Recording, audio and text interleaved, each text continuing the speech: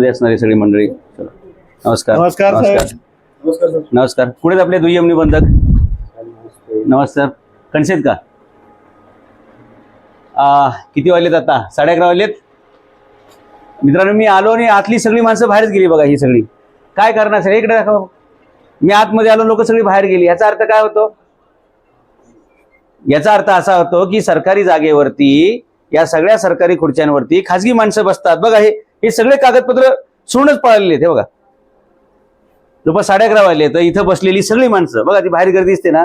इथं आम्ही आलो त्यावेळी इथं सगळं फुल होतं. लोक आपल्या टेबलावरती फटाफट कामं करत होती. मी आल्यानंतर झपाझप बाहेर पडलेली येतं. आणि ही जी खुर्ची आहे की नाही, कुठेच आपले दुय्यम निबंधक? या खुर्चीला वाली कोण?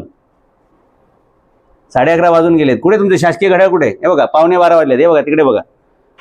हे आहे.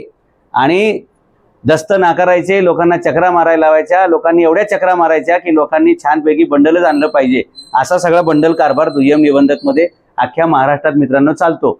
नागरिकांना हेलपडे मारायला लावायचे आणि कोणाच्या दस्तामध्ये काय दुरुस्ती झाली, काय फेरफार झाला, याची जमीन त्याच्या नावावर केली. लोकांनी 10-20 वर्ष कोर्टात चक्रा मारायच्या. कोर्टात सुद्धा न्याय मिळण्याचं लय मुश्किल झालेले. तोपर्यंत तो माणूस खपून जातोय, खंगून जातोय. अशी सगळी परिस्थिती बघा. बाहेर एवढे प्रेक्षक आहेत.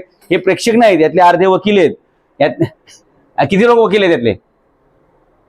इकडे तिकडे कशाला बघताय? जे आहेत त्यांनी हात वर करू शकते, आम्ही वकील आहोत. हरकत नाही. पांढरे कपडे असतात ते वकील असतात. काळी पॅन्ट आणि पांढरे शर्ट हे वकिलाचा ड्रेस कोड असतोय. इथल्या माणसांना काय ड्रेस कोड नसतोय. बऱ्याचदा इथं तुम्हाला पांढरे शर्ट वाले दिसतात, पांढरे पॅन्ट वाले पण दिसू शकतील.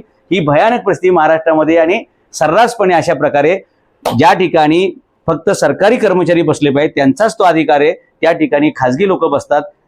देश खाजगीकरणाच्या दिशेने चाललाय आणि जरूर देश माझ्या मते खाजगी लोकांच्या ताब्यात जाणार आहे. लोकशाही संपल्याच जमा आहे आणि नागरिकांना कोण वाचवेल, नागरिकांचे प्रश्न कोण सोडवेल असं मला वाटत नाही. काही तर भारतामध्ये शिल्लक राहते.